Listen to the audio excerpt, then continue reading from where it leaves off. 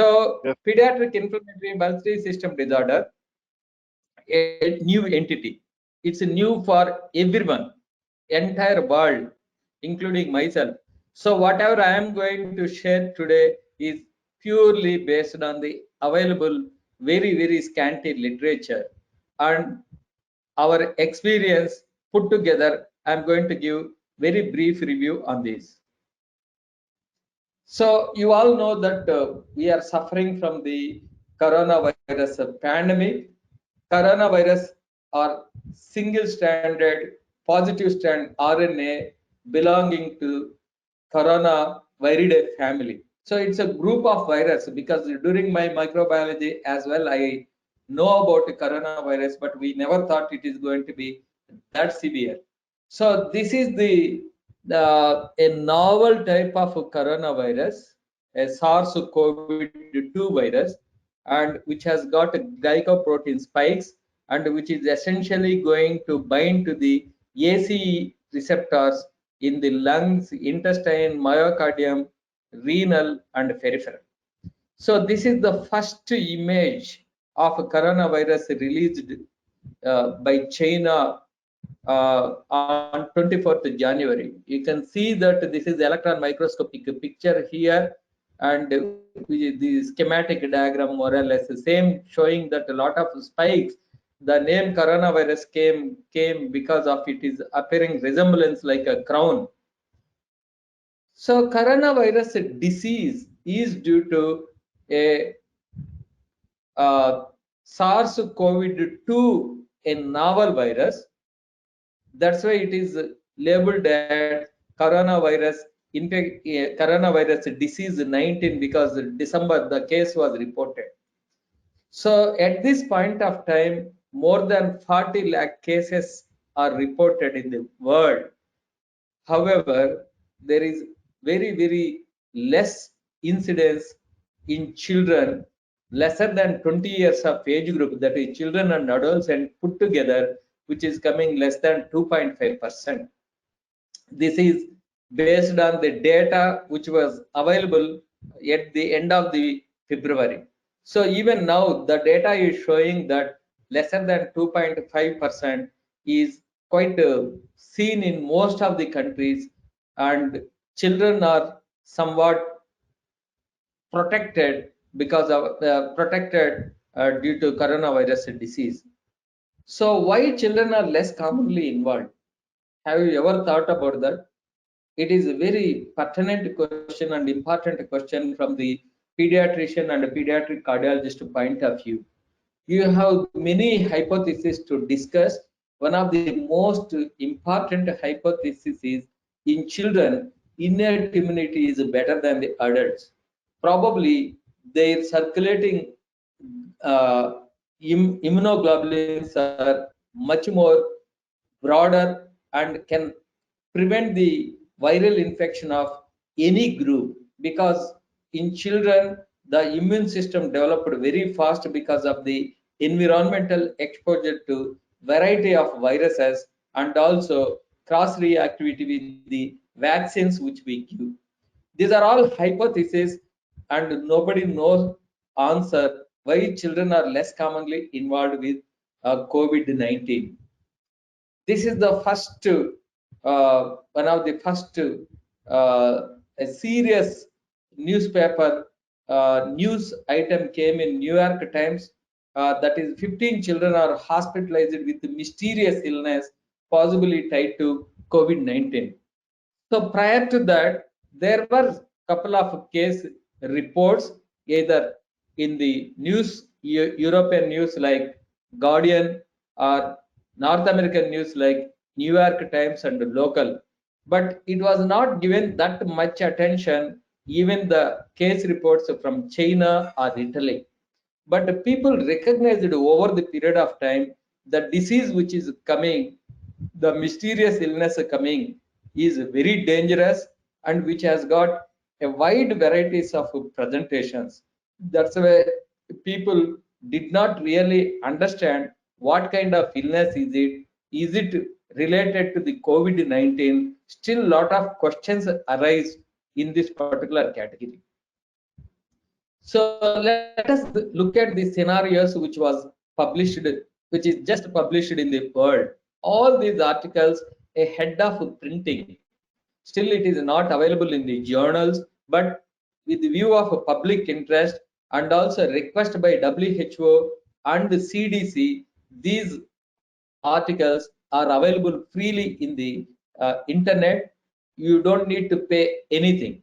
So this is the first case scenario in the world which is published from this particular journal, Hospital Pediatrics. It's a subsidiary journal of American Academy of Pediatrics. So let us see this. They tried to link this particular case of COVID-19 and Kawasaki disease. It is quite novel from USA. So the case was like this. This is a 6 months fully immunized girl with fever, fussiness, refusal of feeds, and lab investigation showed sterile urine. And day two, it was after admission. The fever was there 5 days prior to the admission. Day two, there was erythematous rash, non-purulent blotchy rash, and day four, there was a fever with rash all over the body, the conjunctivitis present, except limbus was spared, and lymphadenopathy. The lab investigation that particular time showed increased CRP, ESR, and reduction in albumin, and there was negative for RT-PCR for COVID, and blood cultures were negative. And there was no family history of COVID in this particular child. So what is your diagnosis? Can you open the chat box? At least one or two answers I would like to know.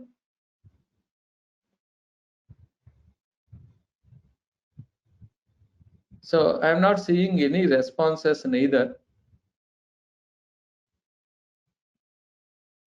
So anybody would like to comment? Anybody would like to tell the diagnosis? We have 135 attendants. If you don't understand the case, I can easily present it again. Am I audible? Am I audible? Yes, Sir, sir, you are very audible. clearly audible, sir. So anybody would like to comment on this particular case? This is the first case which was reported and published in the major journal. So anybody would like to tell this? So this case story absolutely looks like Kawasaki disease. I don't have any hesitation without even doing the echocardiogram to label it as Kawasaki disease. Thanks to the family that they shared the pictures, and you can see the erythematous rash on the extremities, swelling of legs, and conjunctivitis. Limbus is spared here. So this is very, very typical of Kawasaki disease. We are seeing followed by seasonal flu in our country. We typically see 2 times with a lot of Kawasaki disease whenever there is a seasonal change in our country. So baby was treated very well, fit into Kawasaki criteria, and baby was given aspirin, immunoglobulins 2 gram per kg intravenously, and aspirin 20 milligram per kg. Echocardiogram was done, which was showed normal coronaries, no aneurysms, normal ventricular function. Fever was subsided, and child was planned for discharge. It was the thing. So what happened? The second sample of RT-PCR for COVID became strong positive. It was from the viral laboratory, and they actually called the doctor. They said that they again and again checked. It was positive because this was the youngest age at that particular time. A 6 months baby is having a COVID. So now, is it really an association, or is it followed by COVID, or is it an incidentally COVID associated with this disease? We have hundreds of questions in this, but however, it is very difficult to tell two different pathologies in one child. So that is the reason probably there is a link of COVID with this a presentation of a Kawasaki disease. So that's why people realize that it may not be a Kawasaki disease, it may be Kawasaki-like syndrome or pathophysiology manifestations everything mimicking like a Kawasaki. Now let us look at the case scenario 2. Now these are the series of cases from Bergamo, Italy, where the epicenter was there. Epicenter. That means the entire Europe broke from there because of the textile industries. Lot of Chinese, they work in that textile industry. After their new year in January, all these Chinese people came to Italy to this Bergamo, and then probably that was the hypothesis of the community spread. So these children, they presented with high grade fever associated with predominantly gastrointestinal symptoms, sore throat, cough, rash, and conjunctivitis. And some of the children, they were having lymphadenitis as well.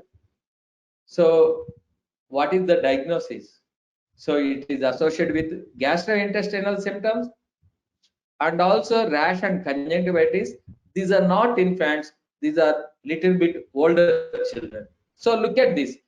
The Paolo Ferrare was my fellow at Rainbow Hospital. So Paolo Ferrare from Italy, Bergamo, from epicenter exactly, he shared the case details, and actually these cases are sent for the publication. So he worked along with us at Rainbow Children Hospital last year, exactly same timing. So now you can see that the age group are 7 years, 3, 9, 7, 7, 16. So except this baby, relatively more or less all children are bigger. And gastrointestinal symptoms, except this 3 years that is younger, all it is common. And rash and lymphadenopathy and all these features are fitting into a different kind of pathophysiological mechanism. The lab investigation showed that increased CRP, procalcitonin, top I is very high. You can see more than hundreds, even thousands here, 3,500, very, very high. D dimer values in some of the patients are very high. Fibrinogen is elevated, ferritin is elevated, transaminases are elevated, and echo ventricular function showed some of the patients are having a poor ejection fraction 25, 30, 45, and 55. Some they developed later myocardial dysfunction, pericardial effusion, coronary involvement.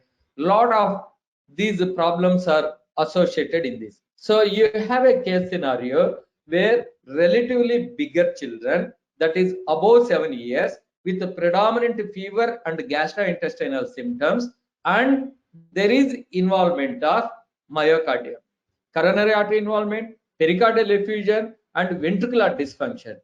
So these children were treated with IV gamma globulin, antibiotics, aspirin, and prednisolone. You can see all children received prednisolone here, all children. And they did the COVID test. It's interesting. COVID positive in 3 patients, whereas negative in 3 patients. But if you look at that, the family members, parents had COVID positive, typical. So either history of COVID in the family or presence of COVID in the patient usually causing this kind of problem is the conclusion based on this. And after treatment, patients improved, the ventricular function improved, the myocarditis, Kawasaki, overlapping picture are seen in this. So they labeled it as some of the cases Kawasaki myocarditis, all confusion. So this kind of a problem arise, and this is very, very interesting. The X-ray showed that it did not show typical cases of COVID like you must have seen in the case reports that infiltrations, which is not there, whereas CT scan showed a subtle some of the information related to the infiltration and interstitial pneumonia. But ECG is giving some kind of information. If you look at the ECG carefully, there's a splintered QRS in some of the leads. So probably that suggests that a myocardial electrical conduction system damage happened in these particular patients. So I understood based on a group of patients presented in the Bergamo epicenter, Italy, showed predominant myocardial involvement.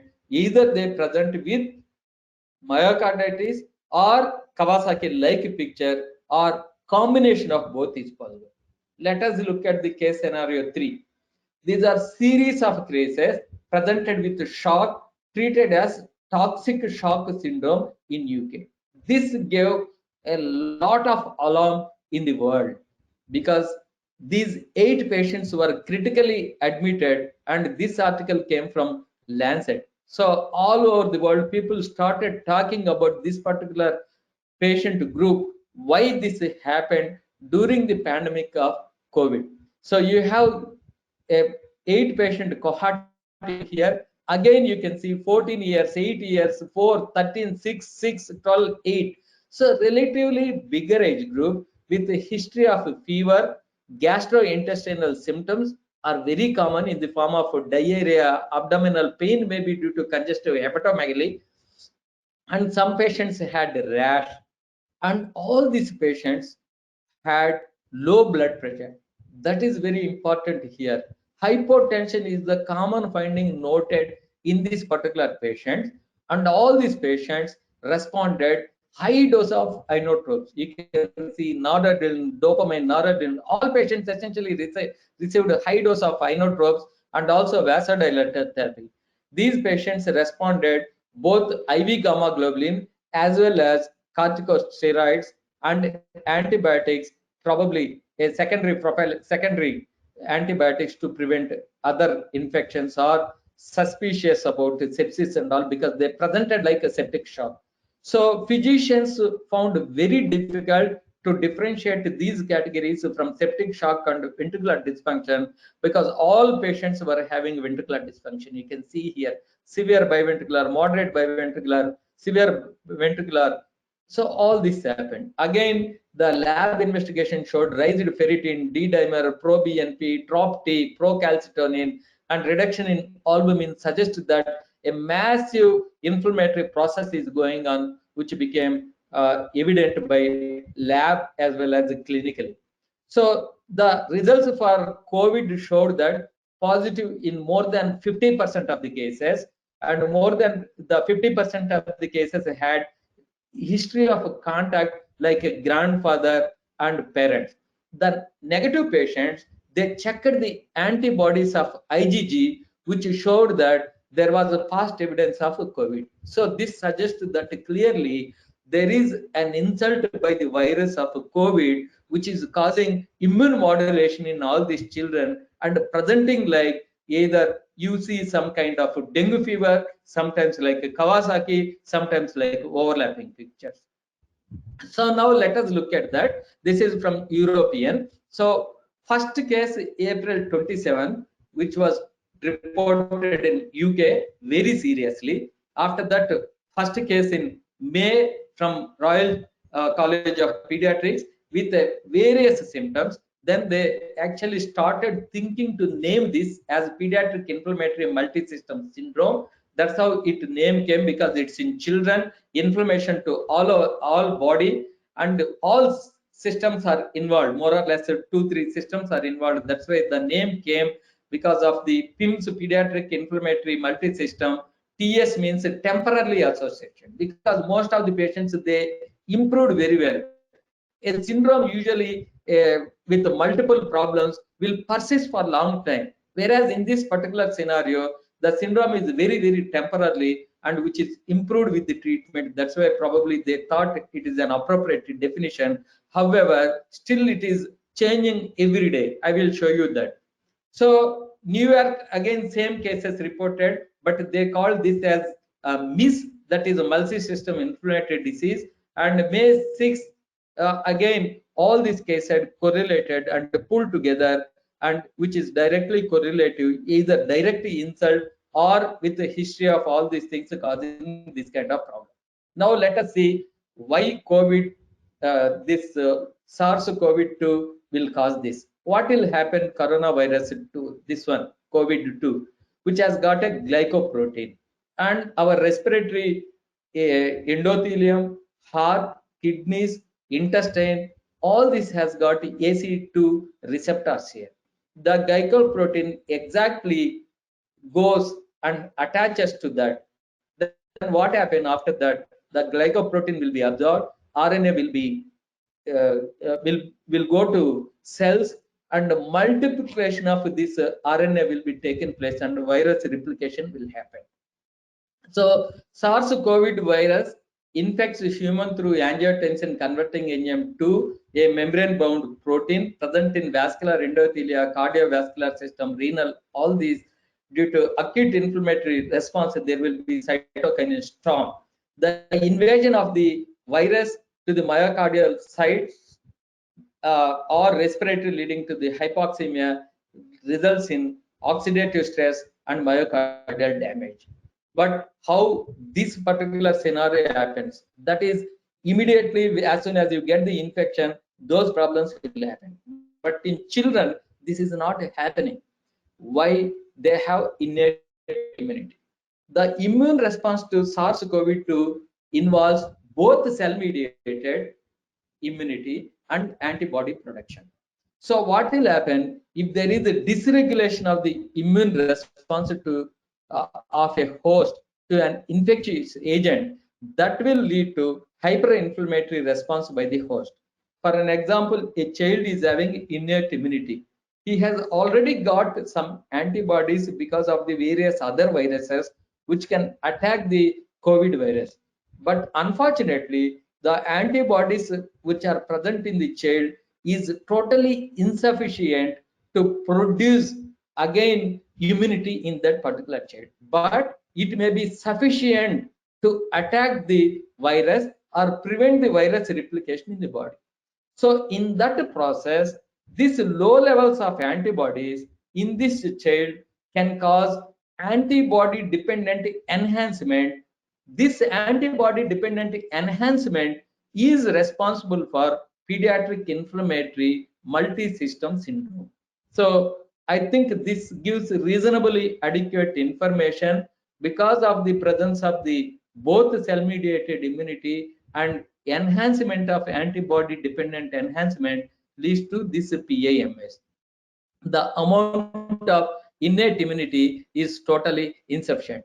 I am intentionally skipping off all these slides because my next speaker is going to talk most of these cytokine storm and how this COVID virus is going to do that, Dr. Farhan. So now if you look at, is there an association of COVID-19 and pediatric inflammatory multi-system syndrome is the major question which is burning. Yes or no? That nobody understand at this point. However, it is hypothesized that PAMS is seen as a dysregulation of the immune response to a pathogen that is late reaction to SARS-CoV-2. Like all these cases, we have seen so far, which is published, either family history of COVID present 2 to 4 weeks back prior to the child who is present in the hospital either with the Kawasaki syndrome or myocarditis or toxic shock syndrome. That indicates that this child earlier had exposure to COVID-19 and there was some innate immunity. Because of the antibody dependent enhancement, this PAMS is coming is the major hypothesis which we are going to understand today. So how it is going to cause myocardial dysfunction? This SARS-CoV direct invasion can cause myocarditis and cardiac dysfunction is a rare event. Usually it happens as soon as they get the infection and it is going to be transient along with the COVID infection, it also improves. Whereas indirect effect, whenever there is a SARS-CoV-2 is there will be demand ischemia, microvascular thrombosis, cytokine storm, all these going to indirectly act on the myocardium, which causes a dysfunction. This second variety seems to be more related to the toxic shock syndrome. However, it is impossible at this point of time to separate and tell. Probably it may be overlapping features due to acute or some kind of innate immunity. Enhancement of the antibody dependent immunity is quite possible, and I am afraid to really speak on this because we don't have much knowledge about this. So how the clinical presentation? Refractory shock, vasodilated shock in the form of toxic shock syndrome in the presence of, they can have normal or mild LV dysfunction, cardiogenic or septic shock with impaired cardiac function, Kawasaki-like illness, or most of the times combination or overlapping of this can occur. So the diagnosis is based on the prolonged fever, abdominal pain, gastrointestinal symptoms close to 60%, conjunctivitis, rash, fussiness, irritability, respiratory symptoms, and labs if you take increased CRP, procalcitonin, neutrophilia, raised D-dimer, interleukin 6, ferritin, TROP5, and myocardial enzymes, other myocardial enzymes will be increased. In this, either SARS-CoV may be positive by reverse transmitting in the family, or history of contact with the COVID, or typical symptoms of COVID in the past, even in the absence of negativity of RT-PCR. So this is going to be very essential to diagnose this condition. These are all WHO and UK definitions of this particular syndrome, which is freely available in the net as soon as you type, and you will get that. But essentially, I want to tell you, this is less than 19 years with conjunctivitis, mucopolysaccharidosis inflammation, hypertension, shock, and pericarditis, vasculitis, all these various group they are defining.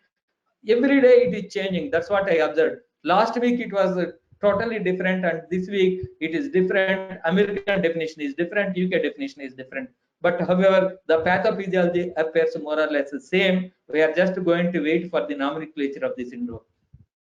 The first presentation is toxic shock syndrome, presents with hypotension, circulatory failure, refractory to volume resuscitation. This is very, very important. Even if you give the volume, the refractory shock, that's where you may end up doing a lot of medications, inotropes, and other things. And there is no history of respiratory involvement in this. That is very important. Unlike in adults, where you see predominantly respiratory involvement, whereas in children you are seeing the gastrointestinal and other vasculitis or vasodilatory effect you are seeing. Again, echocardiogram may be normal or mild ventricular dysfunction you see. Management includes the balance between fluid resuscitation and inotropic support. This is very crucial. You have to adjust the fluids as per the requirement, and predominantly crystalloids, sometimes colloids, and inotropic support, noradrenaline and milrinone high doses they may require. And sometimes most of the papers which have shown that usage of methylprednisolone, probably we need to embark on that. Since we have got some evidence at this point of time, we can seriously think about considering methylprednisolone. And UK protocol showed ceftriaxone and clindamycin antibiotics they use. Whereas gamma globulin, it is still not established in this particular thing, because they are already having vasodilatation, lot of volume may be there, and it is a doubtful at this point of time. Some patients they benefited with immunoglobulin, but still it is based on the institutional protocol and research base in that particular hospital. Second one is ventricular dysfunction and shock. Ventricular dysfunction and myocarditis like picture, usually they present with low blood pressure and not responsive to inotropes. Sometimes if they are not responsive, probably you need to embark on new calcium sensitizers like levosimendan. And pulmonary edema is one of the major factors, so they may need mechanical ventilation. Usually echocardiogram will show ventricular dysfunction, pericardial effusion, sometimes even coronary involvement in this, as you see in case of Bergamo series, Italian series, where overlapping pictures are seen. I will show you one case of us. We are suspecting that this is a 12-year-old boy presented with shortness of breath, hypotension, managed with inotropes, adrenaline, milrinone, and refractory to levosimendan was given. Even he was refractive, he could not tolerate vasodilators and AC inhibitors. Admission to PSU and shifted to ward, and again to PSU, again shifted to ward, again to PSU. This phenomena is still going on, and we have at this moment only some investigations which showed high levels of SGPT. TROP-I also was very high. So we clinically strongly suspected him, but dengue became positive in him. It's a very, very unusual to think about that. You can see the X-ray, there is a cardiomegaly and increased PVH here. And this ECG is very interesting. You can see the ECG here from V1 to V6. There are no R waves at all. That indicates that a severe myocardial damage happened. This is called as a pseudo infarct pattern. When you have pseudo infarct pattern, no R waves from V1 to V6, these are going to be poor prognostic cases, and usually the recovery from the myocardial dysfunction is going to be delayed, or we don't know the complete natural history. And also apart from that, you can see that a splintered QRS in the standard leads is suggestive of that there is a significant myocardial. This is one of the echo picture. You can see that ventricular dysfunction of the same patient and significant regurgitation seen here and ventricular dysfunction suggestive. So, but COVID became negative. So I am considering that these kind of overlapping cases may come during this period and will confuse the physician. However, the main treatment is going to be more or less same. This particular category of patients, not the case which I have shown, but Bergamo Italian series, they improved very well with inotropic support, IV immunoglobulin therapy, aspirin, and antibodies. So it's somewhat clinical convince, even though we don't have knowledge about the exact mechanism of the medication, it appears that immunoglobulins play a major role in this particular scenario. The third one is Kawasaki-like syndrome. These are all typical features you also, and also they have a COVID positive in most of the cases. The treatment is going to be immunoglobulin therapy, aspirin. Some patients they responded very well to the methylprednisolone. Refractory cases may be benefited with monoclonal antibodies.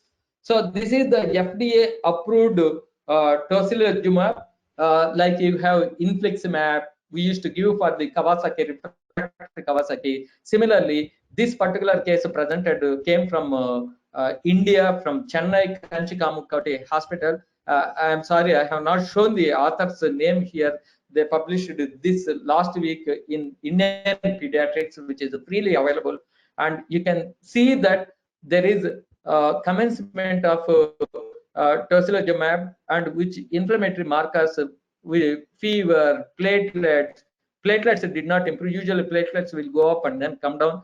CRP significantly reduced. You can see that CRP was 500 to begin with, and then it came down here.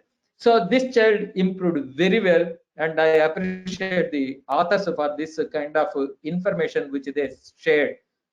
So, and also remember that the Chinese data during the COVID active phase, they have given to 99 children in Wuhan itself, showed significant improvement with these monoclonal antibodies. Tocilizumab is actually recommended by FDA. It is the FDA trial drug now for the COVID purpose, and it is government regulations are removed, and which is available freely with the request. So what is confusion at this point of time? Are we going to diagnose this as a Kawasaki or Kawasaki-like illness? Are we going to tell this as a toxic shock syndrome with or without ventricular dysfunction? Is it a variant of dengue fever? So all these questions are arising, and we don't have answers at this point of time. However, the treatment is the only one which we can give, and we are just waiting for some of the results which are going to come in near future. So once lockdown 4Z is over, and you can see the people in the community are freely moving, the COVID-19 has got tendency to spread, and we are all going to get the herd immunity. During this period, probably it is going to have the peak of this pediatric inflammatory multi-organ syndrome. At this point of time in our country, it's only anecdotal case reports, or some cases are being presented and not recognized. It is quite possible. So to summarize my talk, the novel coronavirus SARS-CoV-2 affects children less commonly with milder symptoms than adults. Pediatric inflammatory multi-organ syndrome is a late manifestation of COVID-19, probably due to dysregulation of immune response to pathogen. A high degree of clinical suspicion during pandemic with supportive laboratory evidence will be useful to arrive to this diagnosis. Treatment protocols is purely based on the case-to-case basis and institutional protocols. Thank you very much for your kind attention. Now may I request my colleague Dr. Farhan Sheikh to give a talk the subsequent part of this particular session. Yes. So we'll move on to the next topic by Dr. Farhan Sheikh, sir. So we'll take the questions at the end.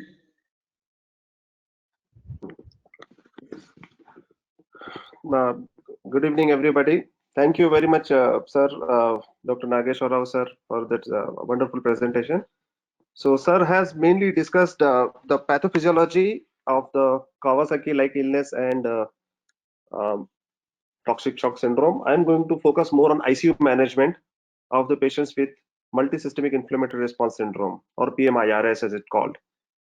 Royal College of Pediatrics and Child Health has recently given a definition of this syndrome as any child who is presenting with persistent fever, inflammation in the form of neutropenia, elevated CRP, lymphopenia, and evidence of single or multiple organ dysfunction in the form of either shock or cardiac, respiratory, renal, gastrointestinal, or neurological disorders. For this diagnosis, the COVID-19 PCR may be positive or may not be positive. It is not mandatory. And as Dr. Nageshwar already showed in his case series in Italy, 3 patients were positive and 3 patients were actually negative. And in that case series, actually, there was one patient who was positive at the time of discharge, who was at the time of discharge was found to be positive, but at admission was negative. So this syndrome of multi-system involvement inflammation has got a clinical spectrum of Kawasaki disease-like presentation, the staphylococcal or streptococcal toxic shock syndrome, macrophage activation syndrome or secondary HLH, and a severe cytokine storm presenting as septic shock. So we'll first see what is this concept of cytokine release syndrome. From many studies now, from last 3-4 months, we have been saying it has been confirmed by the studies on clinical characteristics of COVID-19 and the mechanism of disease progression that cytokine storm plays a key role in rapid progress of COVID-19 disease, and IL-6 is one of the key cytokines involved in the infections which are induced cytokine storm.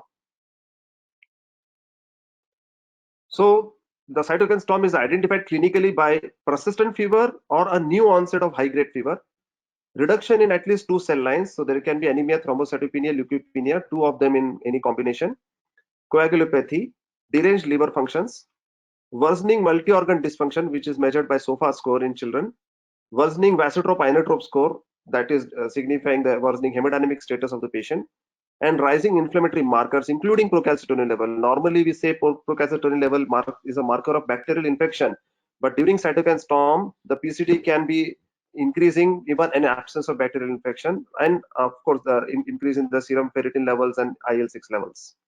So if we study the cytokine storm over a timeline, we have this point A where there is an injury or infection. In our case, COVID-19, it can be dengue or any other infection also.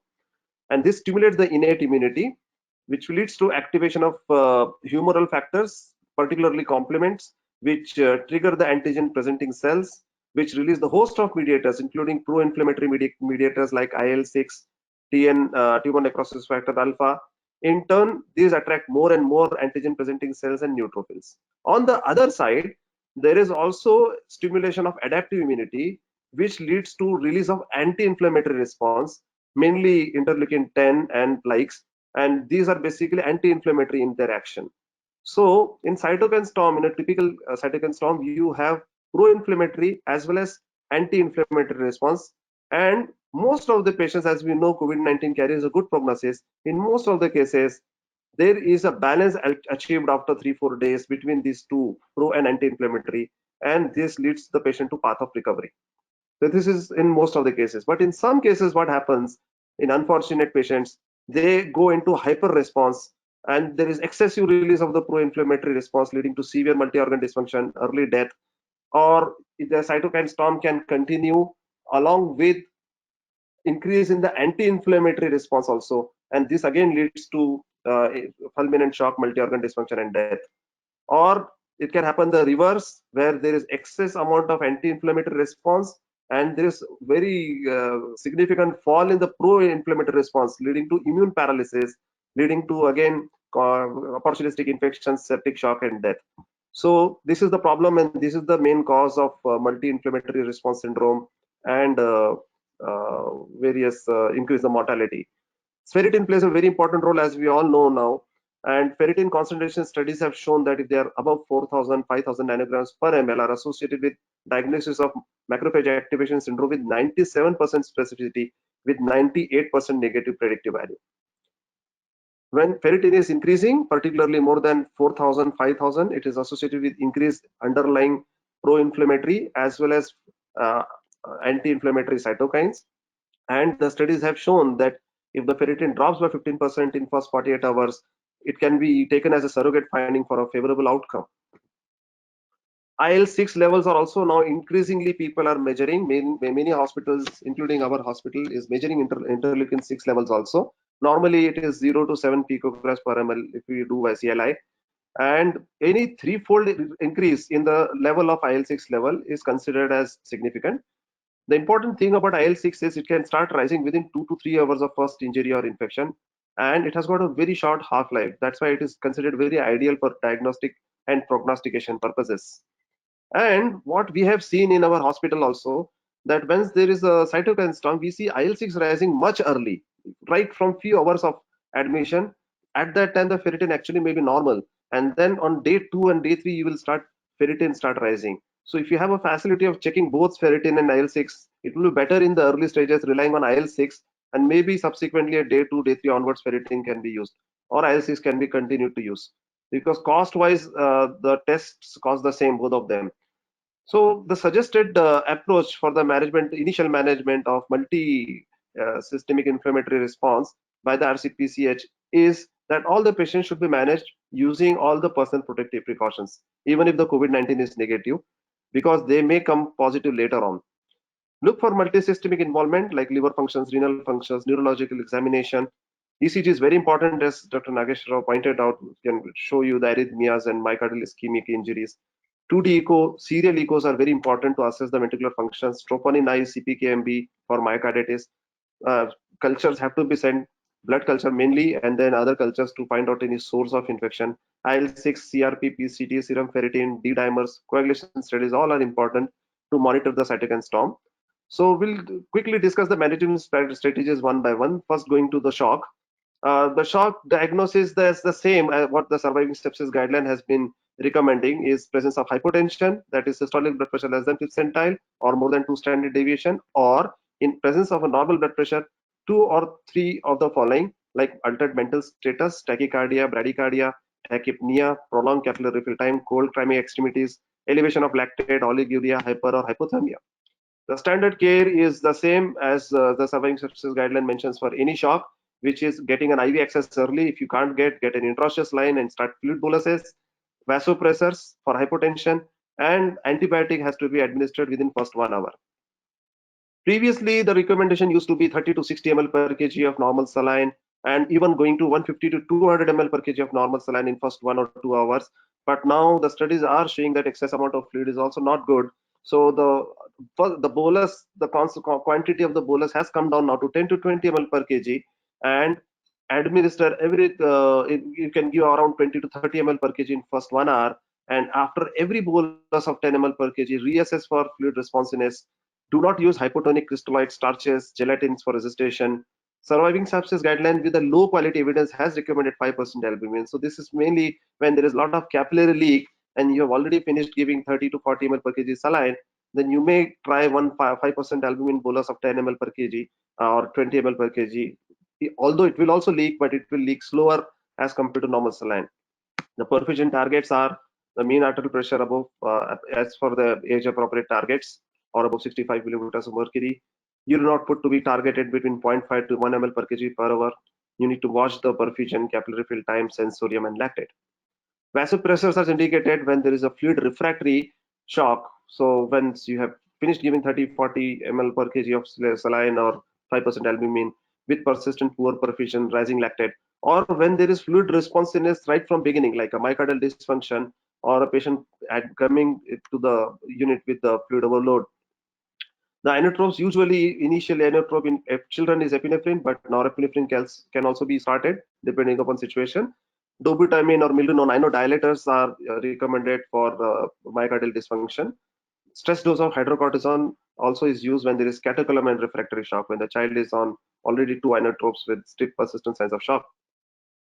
CRRT is very important in septic shock with multi-organ dysfunction to address issues of oliguric renal failure, fluid overload, dyslipidemias, and persistent metabolic acidosis. If there is severe refractory hypoxemia, it may require VV ECMO, and if there is severe cardiac dysfunction, then even VA ECMO. Tocilizumab is basically an IL-6 receptor inhibitor. It carries the risk of serious infections like neutropenia, thrombocytopenia, liver damage. The dosing is different at 30 kg cutoff weight, 12 mg per kg for below 30 kg, given as a infusion with saline at 50 ml of saline infusion. And if the weight is more than 30 kg, then 8 mg per kg in 100 ml saline infusion. Maximum is 800 mg. And if there is little or no clinical improvement after first dose, you can give 2 or up to 3 additional doses, keeping a gap of at least 8 hours between the previous dose and the next dose. This is tocilizumab is avoided in children less than 2 years, and it does not require dose adjustment for mild to moderate renal insufficiencies. Surviving Sepsis campaign has not given any clear recommendation in support of tocilizumab for COVID-19 patients as of now due to lack of evidence. Now coming to IV immunoglobulins, as of now, again, there is lack of robust evidence in support of role of corticosteroids, immunoglobulins, or tocilizumab. But we need to understand that COVID-19 is just a 4 or 5 months old disease, and lots of trials are underway, and we cannot rule out any modality which has got a sound scientific basis simply due to lack of evidence as of now. So IV methylprednisolone, IV immunoglobulins, plasma exchange, these are described as important treatment options for patients with cytokine release syndrome or cytokine storm. In one article by Ivan Carcillo and his team, this was one of the accepted mode. So we can extrapolate the same thing in the management of children with cytokine release syndrome because of COVID-19. Coming to role of steroids in the management of severe ARDS, because now the severe ARDS is also considered as a part of cytokine storm. And the most important reason why WHO was discouraging use of steroids was because of prolonged viral shedding which was observed if you give steroids. However, the studies have concluded that viral shedding is important only for epidemiological purposes, and there is no evidence linking the delayed viral clearance to worsening clinical outcome. In fact, dysregulated systemic inflammation or cytokine storm can kill COVID-19 patients. That's why, if required, steroids should be used. There are indeed randomized control trials underway right now, and we are eagerly waiting for the results of these well-designed control trials as of now. Jesus Villar and his team actually suggested use of corticosteroids for moderate to severe, not mild, but moderate to severe ARDS with signs of multisystemic inflammation in the form of fever, biocytopenia, worsening SOFA scores, or hemodynamic instability, DIC. And they have recommended using 1 mg per kg per day initially for first 15 days, and then 0.5 mg per kg per day from day 15 to day 21, and then 0.25 milligram per kg for next 5 days, and then 0.125. So these are basically a total 28 days program, where first 15 days you give 1 mg per kg and then taper for next 15 days. The clinical presentations of COVID-19 as Kawasaki's disease-like presentation already discussed with Dr. Nageshwar Rao, which is basically presenting with persistent fever, rash, conjunctivitis, peripheral edema, GI symptoms, and eventually progressing to vasoplegic fluid unresponsive shock. The therapy is as Kawasaki's protocol of IV IgG and aspirin, and children have responded to this. If there is a cardiogenic or vasoplegic shock, they may require intubation, ventilation, and vasopressors or anodilators. Now, there is one more entity called cardiovascular syndrome of COVID-19, which is basically a prominent myocarditis-like syndrome involving acute myocardial injury with very high troponin I's and CPKMBs with significant left ventricular dysfunction in absence of obstructive coronary artery disease.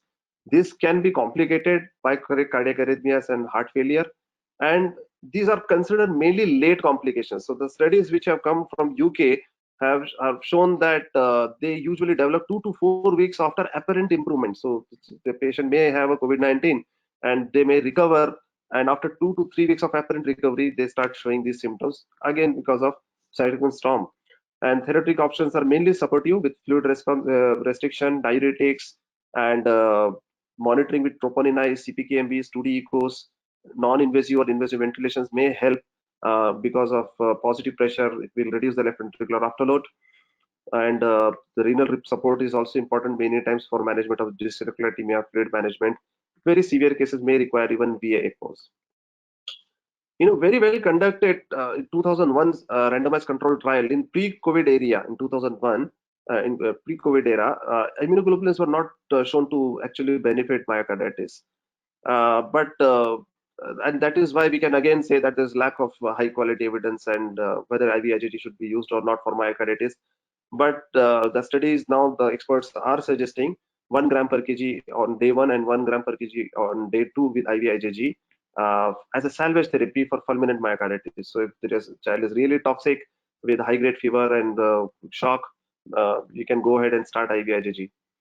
Coming to macrophage activation syndrome or second, we all know how to diagnose HLH. The HLH criteria, famous 2004 and then revised in 2007, which says presence of fever, splenomegaly, bicytopenia, elevated triglycerides, evidence of hemophagocytosis in the bone marrow, and elevated ferritin levels. These are all to contribute to the diagnosis of HLH, as we know. And the HLH is of two types mainly: the familial or primary HLH and secondary HLH. The familial HLH is mainly a genetic condition, and most of the cases have a mutation in PRF1 gene which encodes for perforin. There will be history of consanguinity, and most of the times, and children will be less than 2 years of age. The secondary HLH is the main point of concern, but which we are discussing in COVID-19 or dengue. You can have, or in any other infections, you can have first infection which leads to continuous stimulation of toll-like receptors, and this leads to uncontrolled activation and expansion of T lymphocytes, macrophage, natural killer cells, leading to hypercytokainemia or excess amount of pro and anti-inflammatory cytokines. So when you have a situation like this, where there is persistent new onset fever with splenomegaly, bicytopenia, coagulopathy, DIC, liver dysfunction, you need to ask whether the age is less than 2 years, consanguinity, death of any family member because of prolonged febrile illness, or presentation with CNS involvement. If yes, then it is more favoring familial HLH.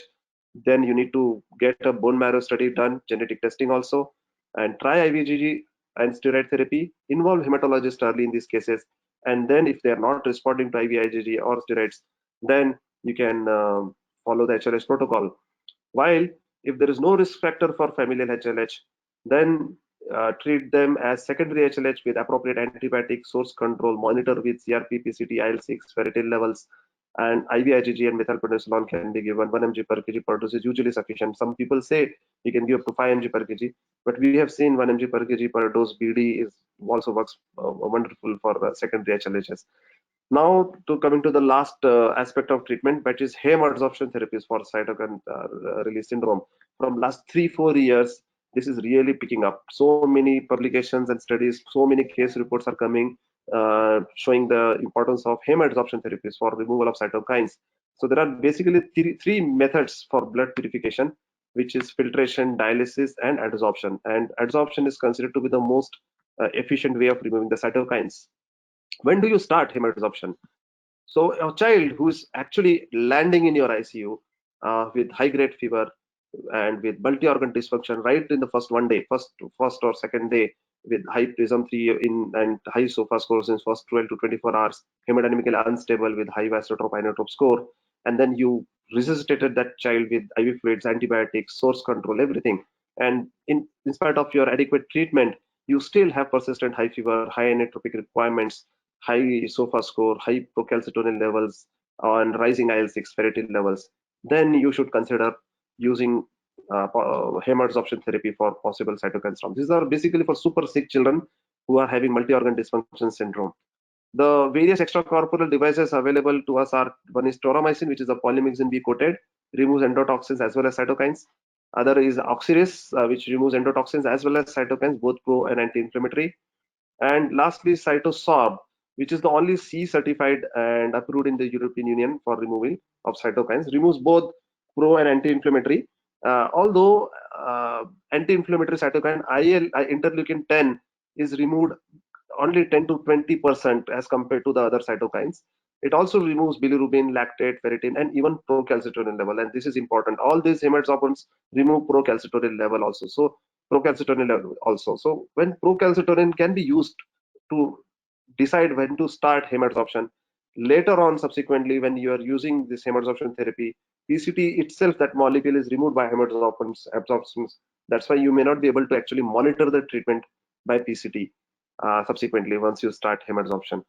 This is how the cytokine filter looks like. It is attached in series with the CRRT filter, either before or after the filter can be attached. And timing of hematabsorption therapy is very important. So when should it be timed? So once again, going back to our timeline of the cytosol therapy, we can see that if you start your hematabsorption therapy in first 24 to 36 hours, you can catch the rise of pro and anti-inflammatory cytokines early and get them back to homeostasis early, leading to part 2 the recovery. So this is very important to start it in first 24 to 48 hours and arrest the excess of pro and anti-inflammatory cytokines. And if you don't do that, if you fail to do that and you allow the patient to be in cytokine storm for like 3-4 days and then decide, then by that time there is very high levels of pro-inflammatory and anti-inflammatory cytokines which are difficult to manage with this hematabsorption, and these cytokines will eventually lead to multi-organ dysfunction, immune paralysis, and death. The clinical response, as I said, will be difficult to monitor by only PCT because PCT molecule is also removed.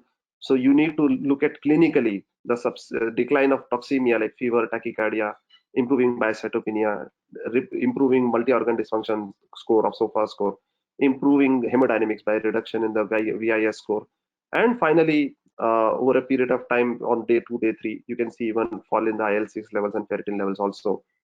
So when you start cycle, usually you give cytosol cycle for 6 to 8 hours every day, and it may be you may require to repeat it on day 2, day 3, up to day 4, day 5 also.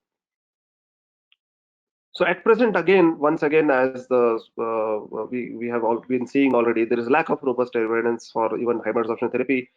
Clinical trials, however, are underway. 2 very important, well-designed clinical trials are actually underway, and we are eagerly waiting for their reports. So we can say that we can use hematabsorption therapies as a rescue therapy as of now, particularly if the patients are already on CRRT or ECMO, septic shock MODS patients, then definitely a trial of oxidase or cytosol can be given in such patients, but start in first 24 to 36 hours to have a good result. To summarize, the spectrum is large.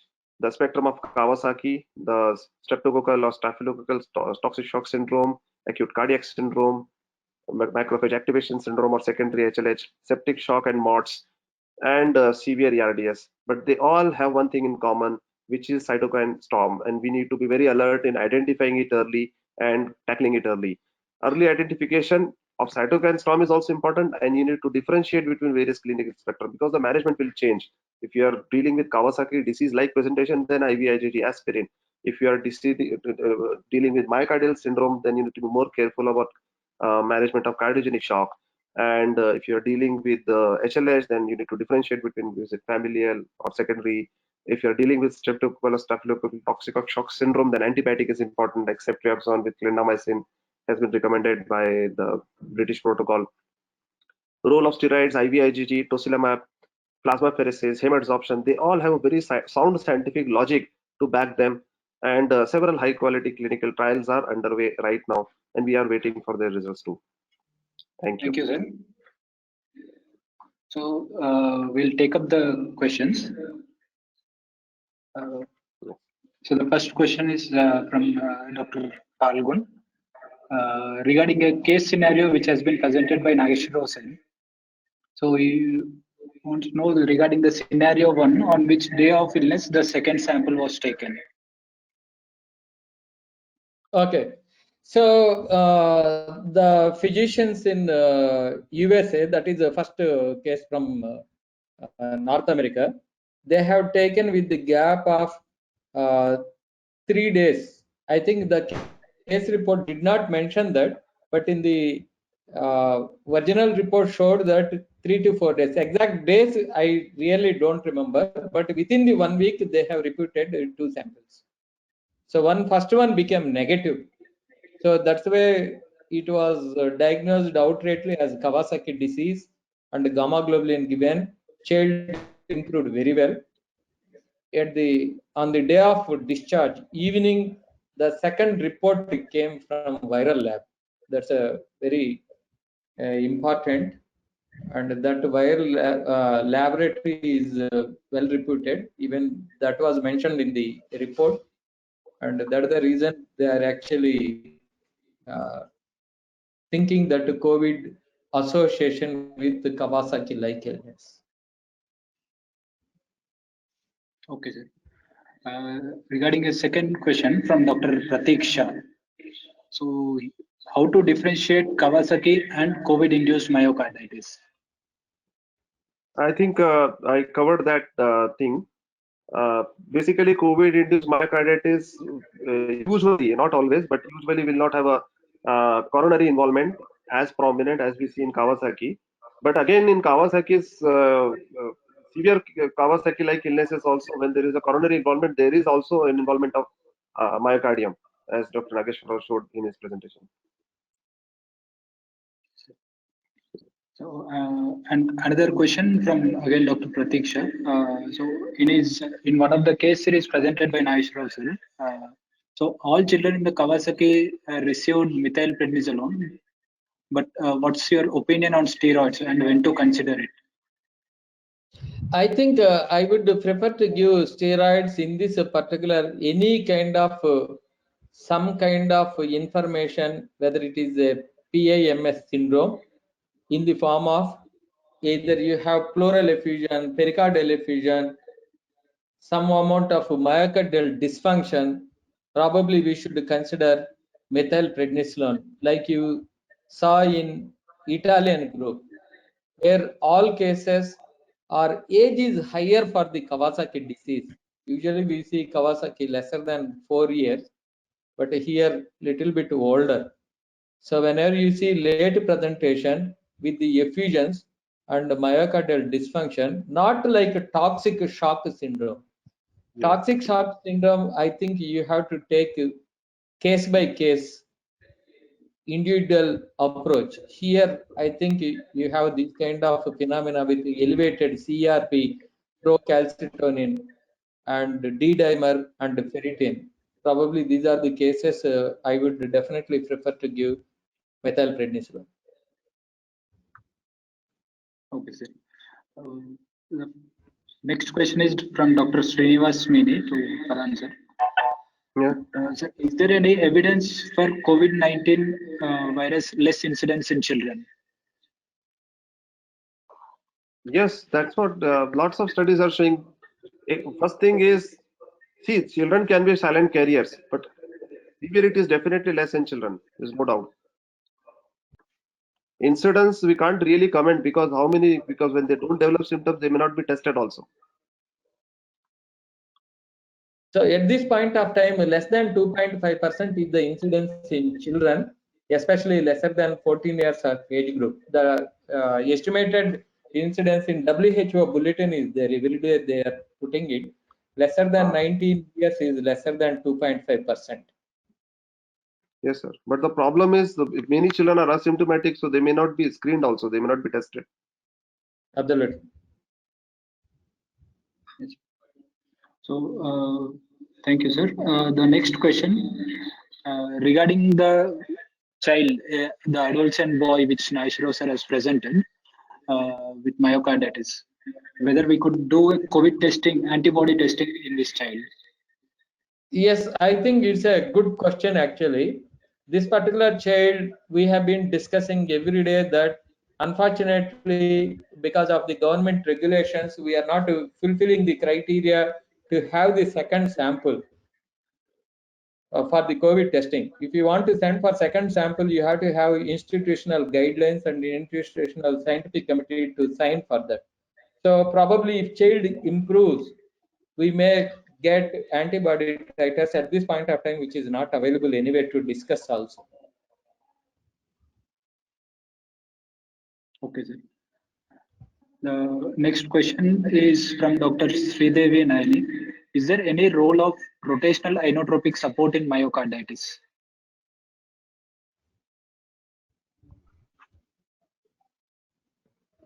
Farhan, would you like to answer? No, sir, you can. So the inotropic support in toxic shock syndrome, you should be judicious and liberal. To begin with, noradrenaline should be given in most of the cases.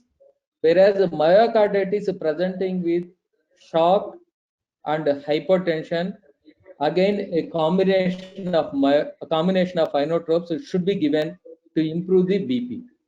If the shock is refractory, if the BP is refractory or non-responsiveness to the inotropes, then probably additional medication should be added. Like general principles in myocarditis, we add calcium infusion or calcium sensitizers like levosimendan we add in case of refractory cases. I think more or less the same principles which we should follow in this particular study. I don't think at this point of time we can differentiate whether it is COVID-related myocarditis, myocardial dysfunction, and treat or not is not possible because number one, diagnostic problem. Number two, we don't have definitive therapeutic challenges at this point of time.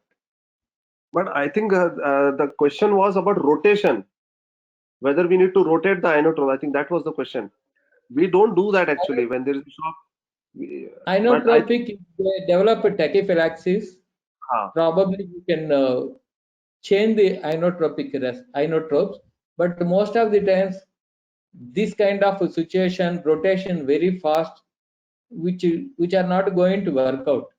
Definitely. First, support. Sorry. What I was saying is in first 3-4 days in acute phase, we don't think about rotation. So maybe when the child is in prolonged cardiomyopathy, maybe on second week, this question arises. Then. Second week, by the time tachyphylaxis and refractoriness, it's better to add another inotropes or other medications which we are suggesting. Okay, sir. Regarding the next question to Naisha also, is there any role of remdesivir and lopinavir in PIMS?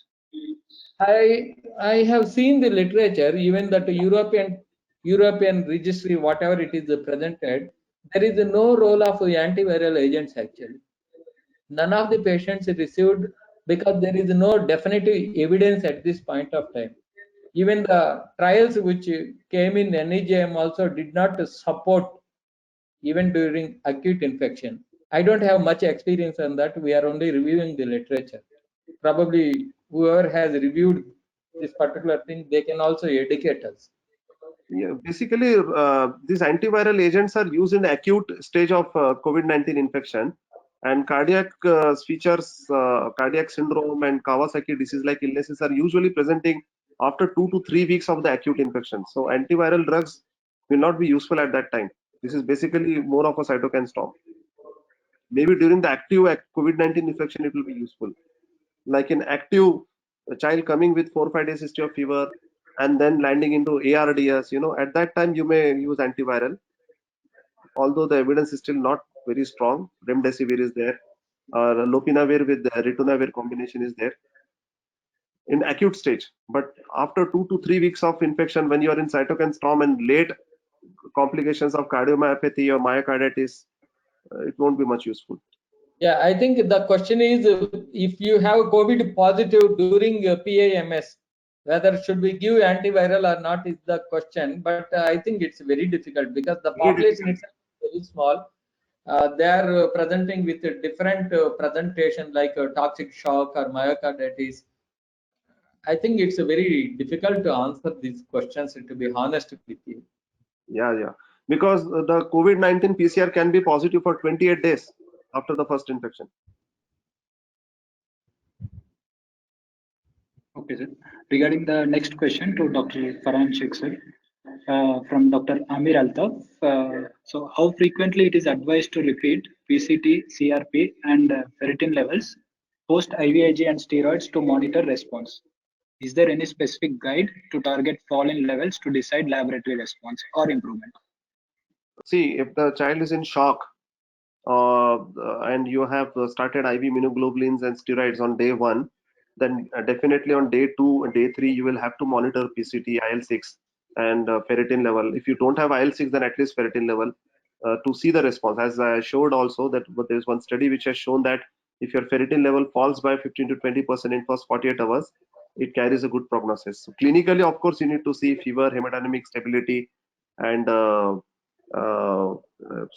other things, but you need to also see in the laboratory wise IL-6 and ferritin and PCT. But as a general principle, CRP levels will come down after 24 hours in most of these as soon as you give gamma globulin therapy. Yes, yes. Regarding the next question from Dr. Vasant Kumar to Farhan Sheikh sir, regarding the maximum duration of the cytosorb filter, how long can be used in single session, and what is the tocilizumab protocol in respect to the IL-6 levels? Yes. See, the problem with if you ask the company people, the cytosorb manufacturers, they say you can use for 24 hours. But we have used the cytosorb in 10 patients for dengue patients with cytokine storm last year. And we have discussed these things with the adult intensivist also. And there are studies now, recent studies, that the cytosorb filter gets saturated. It gets saturated usually between 8 to 12 hours.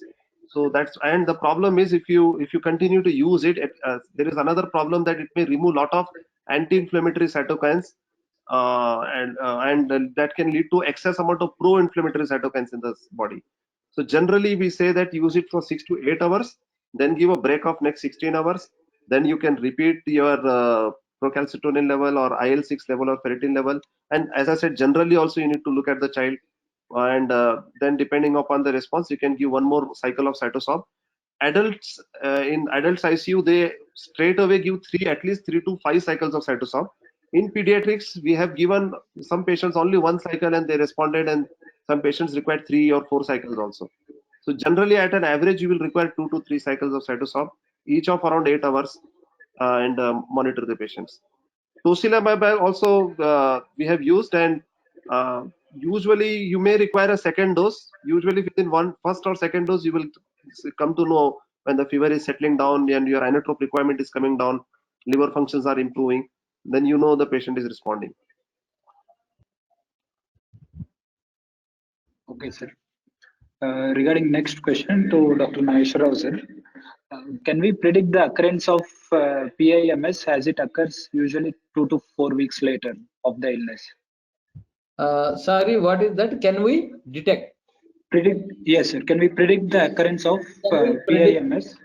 Yeah. Yes, sir. I think we have not really come across the situation at this point of time, because if you look at the graph of COVID positive cases in our country, the peak is just touching. The case reports came from either China, Italy, Spain, UK, and USA. They reached the peak of the bell-shaped curve. While falling down, that cases are PIMS cases are coming. That clearly shows that this is an inflammatory syndrome followed by the infection which is there in the community.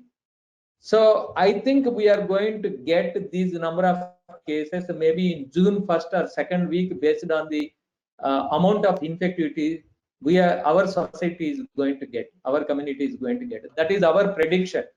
So let us not label as Kawasaki or myocarditis toxic shock.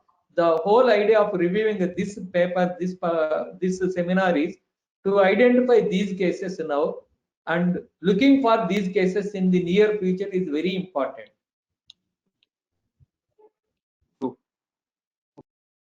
Okay, sir.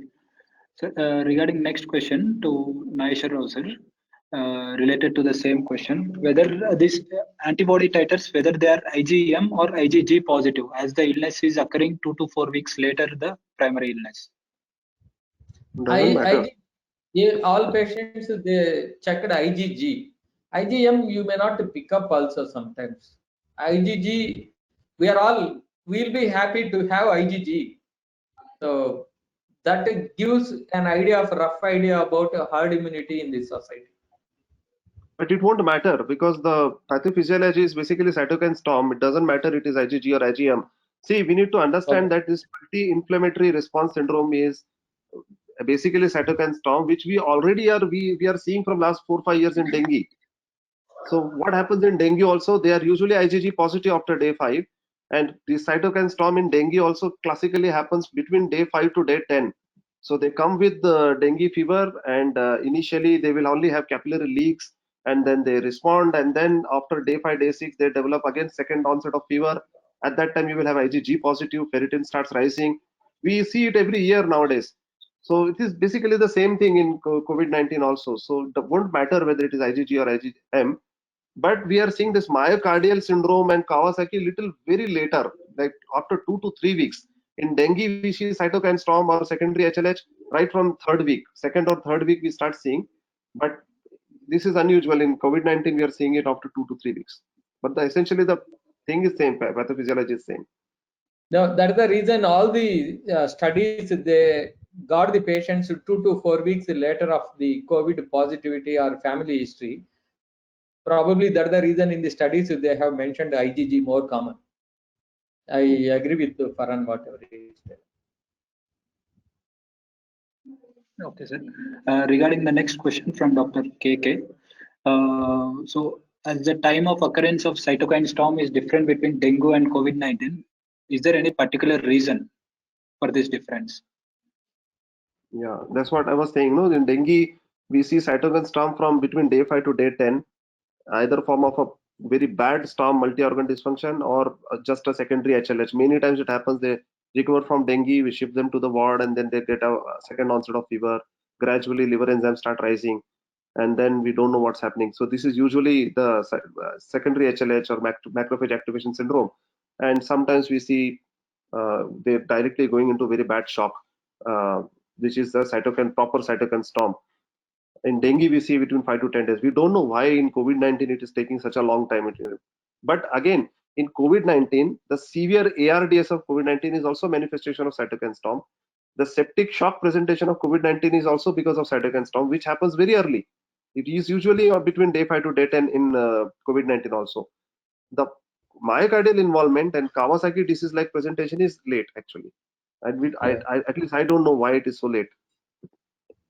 Can you open the microphones to some of the people who are seniors and all in the group? They can give their opinion as well, if it is possible and allows this platform. Otherwise, okay, you carry on with your next questions. We did not prepare for that. Yes, sir. Regarding the next question to Nageshwar Rao, sir, is there any role of hydroxychloroquine in pediatric patients? Yeah, it is actually mentioned in one of the Chinese group also they studied, but these group of patients who are presenting with myocarditis or ECG abnormalities, they are somewhat a high risk for this kind of chloroquine and all. So at this point of time, there are no guidelines either or experience to suggest or show that chloroquine has got a beneficial effect. So we are not going to recommend because we don't have answer for that. So I reviewed that. There's only one paper which is showing that equivocal results are there. So that's why it's a bit hesitant to speak on chloroquine at this point of time, this kind of PAMS syndrome.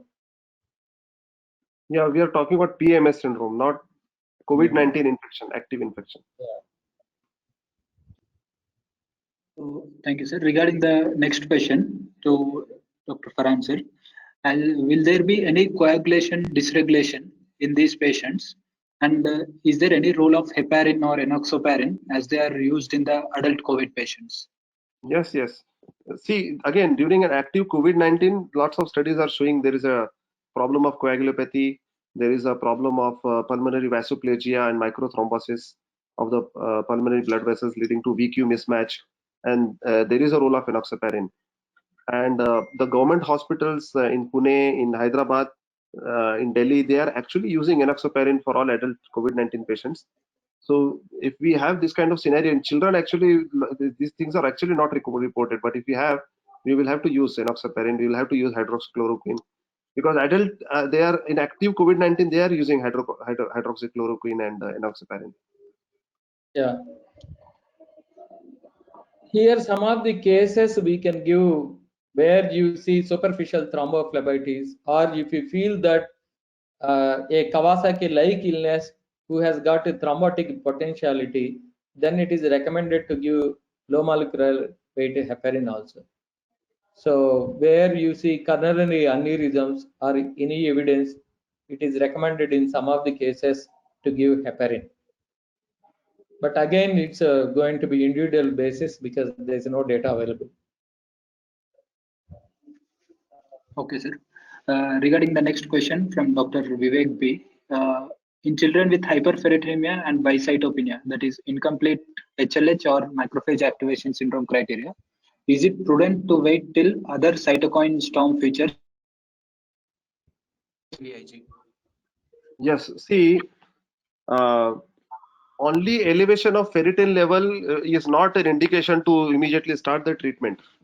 Many times, particularly during dengue season, we see this, that they may have some elevated ferritin level. Ferritin can be 50,000, ferritin level can be 70,000. But after day 5, day 6 of dengue, if your patient is improving, there is no new fever, only there is some biocytopenia and high ferritin, but child is clinically better, child is clinically improving, then just leave the child alone, just monitor the child. Maybe every alternate day you can check ferritin levels. If you have facility of IL-6, then you can check IL-6 also, and just monitor. Only when they develop a new onset high grade fever, there is a splenomegaly, there is a liver dysfunction, coagulopathy, plus there is hyperferritinemia, then it has to be treated. You're not going to treat hyperferritinemia, you're going to treat the symptoms. And ferritin level above 5-6,000 is considered to be surrogate of elevated cytokines in the body. But only ferritin is suppose 70, we have seen ferritins of 1 lakh also. But if the patient is clinically improving, you can simply wait and watch. If there is no fever and there are no other problems, the child's there's no multi-organ dysfunction, not requiring inotropes, clinically improving, you can just shift the child to the ward and observe. Okay, sir. Regarding the next question, sir, is there to Dr. Farhan, sir, is there any need for drug dose adjustments while on cytosol therapy by Dr. Yashaswini? Yes, there is a chart given by the Cytosop company. You can download from the internet. Some antibiotics are removed by Cytosop. Some antibiotics are not affected at all. So you need to go through that chart, and you may have to require. Ideally, any patient who's on ECMO or on CRRT or on Cytosop, we need to do a therapeutic drug level monitoring. That is most ideal, because the pharmacokinetics and dynamics are very, very variable in extracorporeal therapies. So it's very difficult to say. Some people automatically increase the dose of antibiotic because they can't monitor the drug level, but it is little dangerous. It can lead to organ injury. Ideally, we should do a therapeutic drug level monitoring when you are managing patients on CRRT or Cytosop or ECMO. Okay, sir. Thank you, sir. These are the questions which we have taken up. Thank you. Thank you everyone for your active participation. We could not see you and we could not see your questions as well. Probably next is webinar, if we get opportunity, we'll try to make some other participants whether they can raise the questions. The microphone can be unmuted to them. Thank you everyone. Thank you so much.